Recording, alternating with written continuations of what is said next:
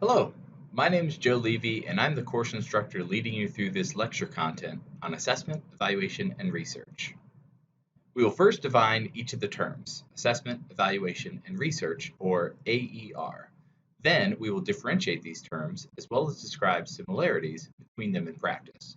Finally, we will discuss some considerations or sticky points with respect to AER. Before we get to definitions, it's important to acknowledge language can differ throughout the field. We are presenting specific definitions for this module, but you should always check with your campus as local practices may vary. Let's start with defining assessment.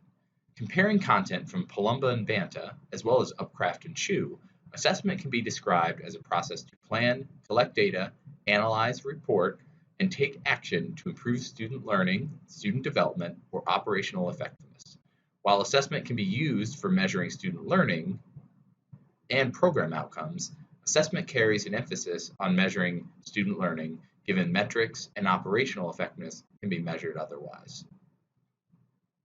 Evaluation is defined by Patton as a systematic collection of information about a broad range of topics for use by specific people for a variety of purposes.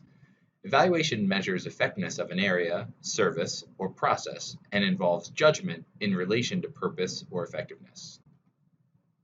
Maxwell defines research as a paradigm-based activity consisting of goals, a conceptual framework, research questions, methods, and validity.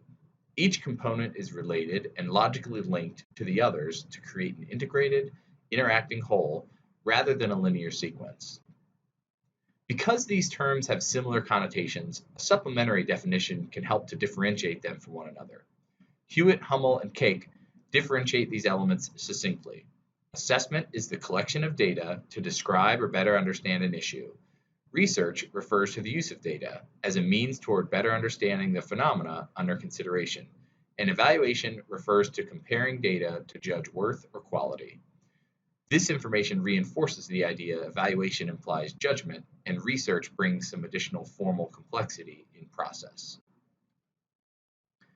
McGillen expands on differences in purpose, saying, while research focuses on the creation of new knowledge, assessment and evaluation focus on program accountability, program management, or decision making.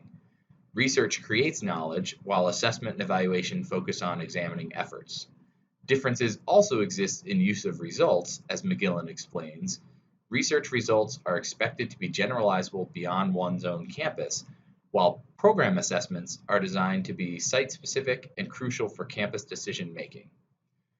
Though some assessment or evaluation efforts may be utilized elsewhere, they generally are intended to be intervention, program, or institution-specific, unlike research, which is encouraged to be generalizable and replicated. Knowing differences between AER, it's important to acknowledge that these separate elements may play out as hybrids of one another in practice, as Straight alludes here. Straight goes on to say that any measurement of learning can be used either for assessment or evaluation, but some are better for one than the other. McGillen concurs on this complementary idea, stating assessment and evaluation can be expanded into research, and research should lead to better assessment procedures. Because instruments and measures can seemingly be utilized either way, differentiation centers around use of data and components of process or approach. It's worth considering appropriate process regardless of whether you're looking to execute an assessment, evaluation, or research effort. Research tends to have the strictest implications associated with it. These may include preparing a formal proposal or research questions framing the study, gaining approval from an institutional research board, IRB, and even necessitating a significant size for the dataset before being able to report on results.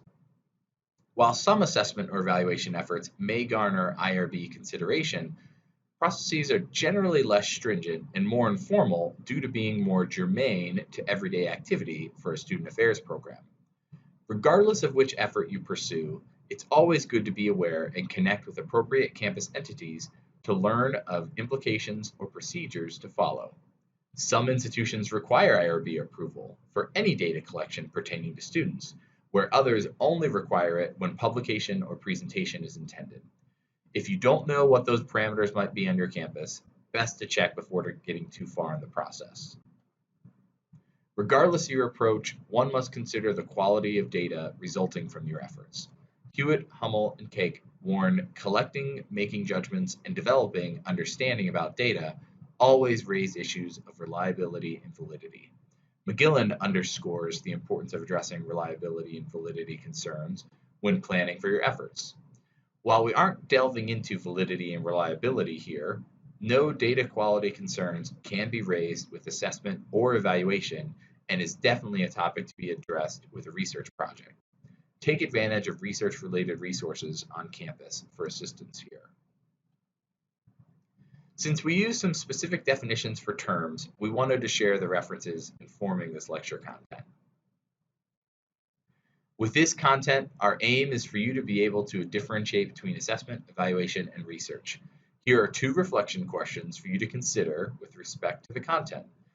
You can apply your learning in the quiz, as well as a discussion board as you respond to the case study prompt. Enjoy the rest of module content, and ultimately, the course.